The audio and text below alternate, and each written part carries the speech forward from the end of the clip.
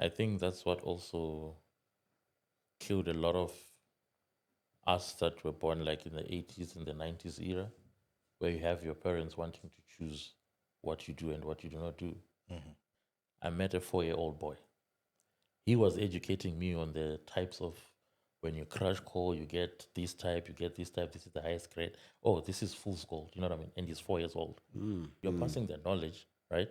It's a good thing to pass their knowledge, Right. but then it's their choice whether they Yes. want to follow that path or not. 100%. The motherland, the African man. Long as I'm alive, I'ma make a plan. Strongholds to break, got long walks to take, got no votes to make. We don't bet, we pray. Hey, African man, yeah. The African male iris through the eye of an African male. Speaking of which, I saw there was a very interesting video I saw of this guy that was saying that it was about generational wealth, Right.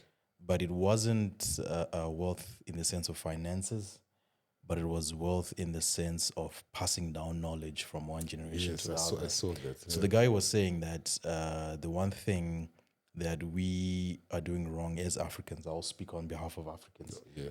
The one thing that we're doing wrong as Africans is that the profession that I'm in, right? Hardly do you find my offspring following that same profession. So what that means, or what happens, is that all the knowledge that I've gained, all the contacts that I've made, all the inroads that I've made when it comes to pursuing my career and growing that circle around what would come to be my I can't find the right words for it, but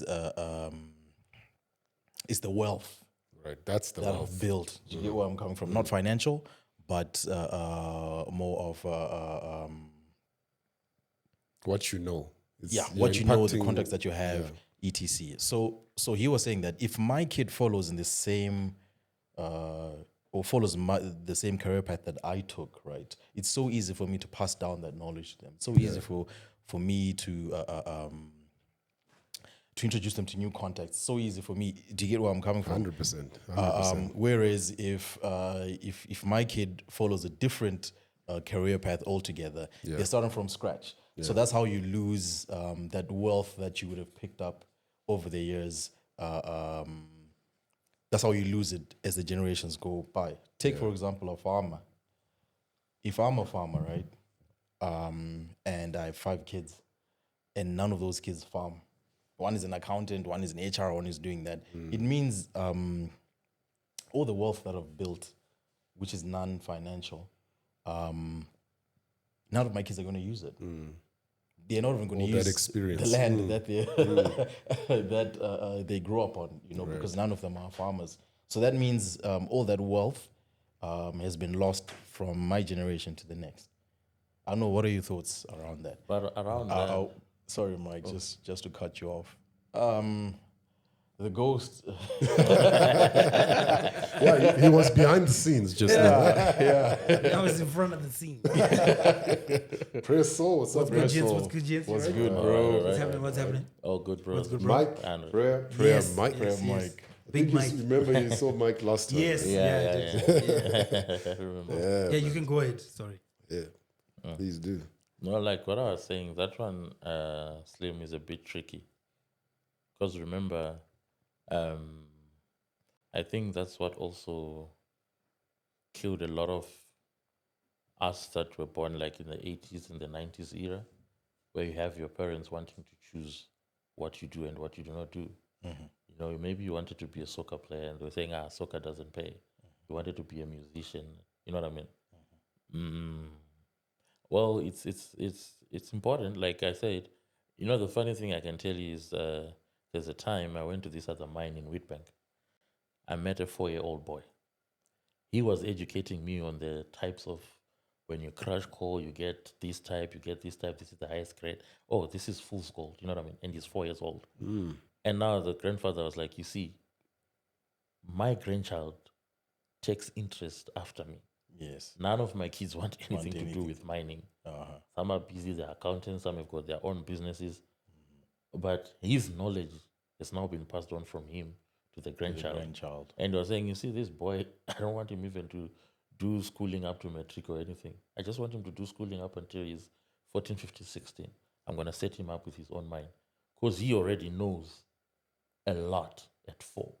So imagine in the next 10 to 12 years Where you will be. You get what I mean? Because this grandchild took interest in grandfather's career.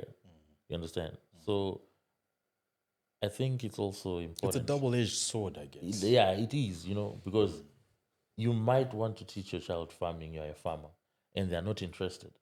And one thing that kills everything, if you don't have interest in something, Yeah, you're as not long as going to there's learn no anything passion, because it's not your passion, your mind is not there. You get what I mean?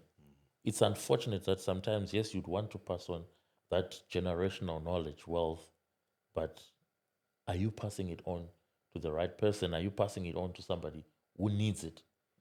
Because your son wants to be a musician, you're a farmer. Your son wants to be a soccer player. Your son wants to be an accountant. Your son wants to be a lawyer. You can't then bend him over and say, no, you're going to be a farmer like me. You know what I mean? Because also you might find you started farming in your family. There was no farmer. It's just like the first African to migrate to Europe. He got there, he was an alien, he was the first person to be there from your family. Like, okay, no friends, no connections, nothing. You get what I mean? But then he built, then he brought others, then you know what I mean? So I believe in that sense, it's not really like you should, but you then do it with whoever takes interest. That's true. But I was would actually- say, I would say, still we should. We should. As they grow, I think it's my duty as a father to impact that knowledge. However he receives it will then be up to him. If he tells me, Dad, no, I have a full understanding. I now know very well how you generate income, what you do. But for me, I feel I want to take a different direction. Because now I think in the world we're living in now, you can't survive on one source of income. True. Like for me, my hustle is the DJing. Just I've slowly started to train my son now. No, this is how you put songs together. This is how you mix. This speaker does connect this to the mixer, so that one day in life. DJ Tino and Son. So I think as soon as he turns 13, I'm going to be like, "Yo, let's pack the equipment in the car. We're going."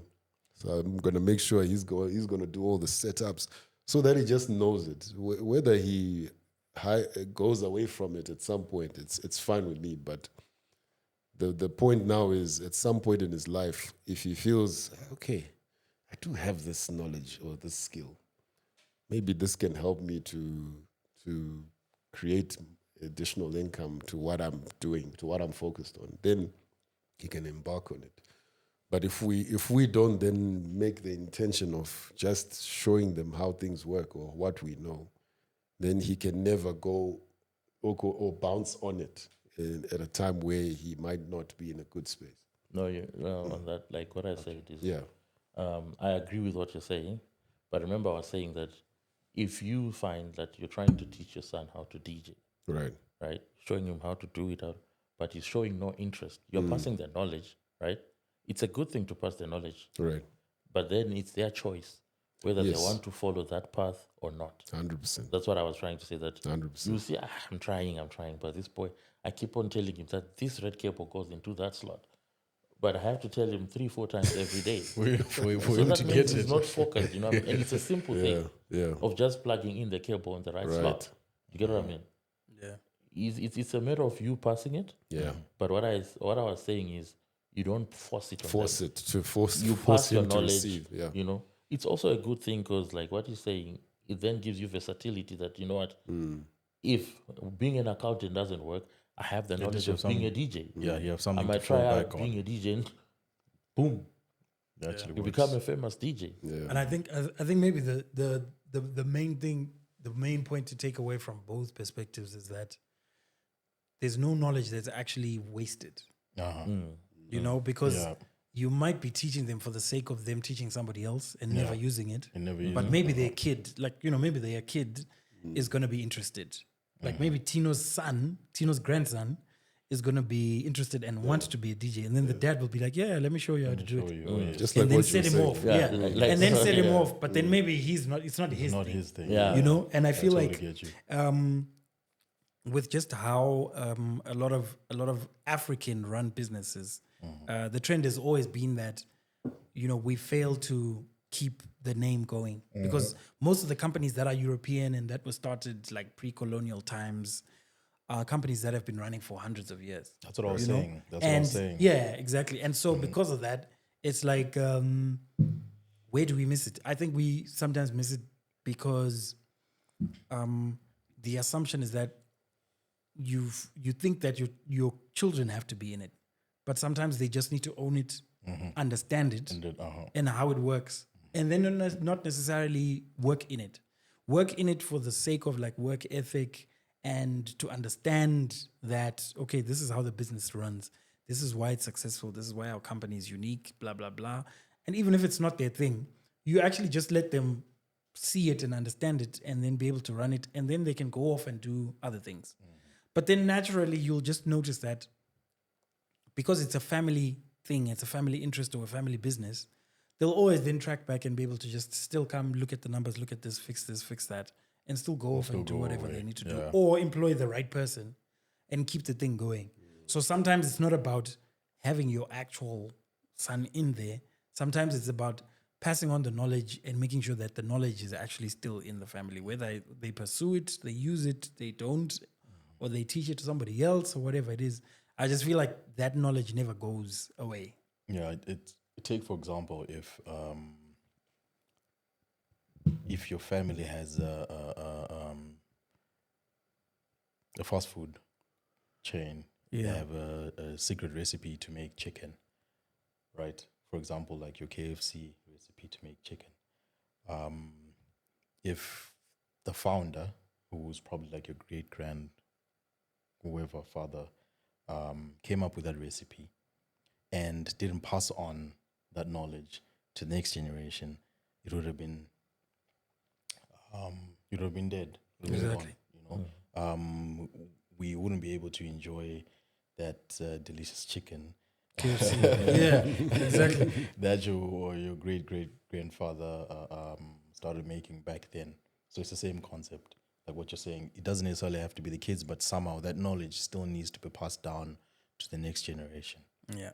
And just keep that chain growing, because the next generation might actually be in a position to grow that idea or that business even bigger than what it is. Yeah. Interesting. The motherland, the African man. Long as I'm alive, I'ma make a plan. Strong hosts to break, got long walks to take, got no votes to make. We don't bet, we pray. Hey, African man, yeah. The African male iris through the eye of an African.